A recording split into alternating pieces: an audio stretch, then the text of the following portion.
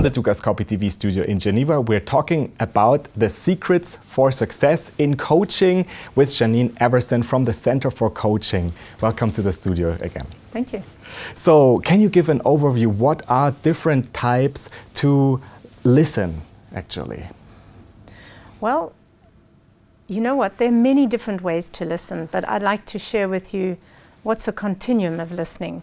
And perhaps the one style of listening we're all very familiar with is something we call competitive listening. And competitive listening is a little bit like where we're always, we're not listening to each other. I'm interested in promoting my point of view, and I'm not really interested in yours. I'm thinking about my stuff, even while I'm pretending to listen to yours. And you know what, I'm listening for a weak point. I'm listening for a moment, a weak point, and then, sure, I'm going to say what I'm going to say. And that's where my attention goes. I just want to have a devastating comeback. I'm trying to win a battle of sorts, often. I want to be seen and heard, and I'm not really interested in you and what you're saying. And that, unfortunately, you think about meetings, you think about many times you sit around an office table, everybody speaks, but are they really listening to each other? Is it actually a conversation? Not always. So what actually are rules for active listening? Well, active listening is what we try and encourage leaders to learn how to do.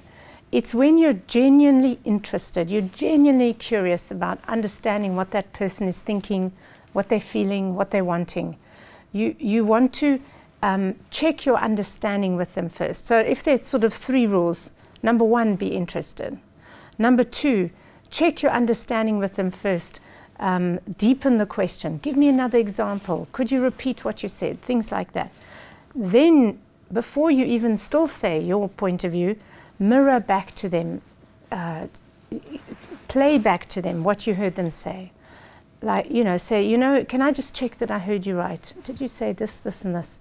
And then if they say yes, then you give your point of view. So if I understand you correctly, it is to reflect what you just heard from your point of view and make it in your own words. And then they say, but this word isn't quite the same. So quite often people are very precise. They want their words in your mouth. Then they feel really heard. Well, I just learned that it's about precision, yes. And I will take this. And let us talk precisely. So how to dissolve conflict between people? How can active listening help in this way? Well, I've seen teams, I've seen organizations where one person starts listening actively, being really interested, checking their understanding, playing back to the other person. And slowly what starts to happen is an amazing set of things.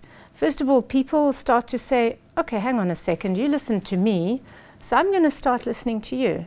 All right, I'll become curious. Another thing happens is that I might arrive very stuck in my view, but when you listen to me, I'm going, okay, I'll soften a bit. Perhaps I'll be a little more open. The third thing that happens is I stop feeling so often people arrive when they're stuck in quite a negative frame of mind, or they don't feel great. I start feeling more like I'm collaborating with you, and it gives a genuine 1 and 1 makes 3 situation. Together we start saying, oh, actually here's an area of commonality. Instead of just looking at where we are different and where we don't agree, we start to build up on what we do agree. And suddenly conversations become richer and amazing things start to happen. It's really interesting. You should try it.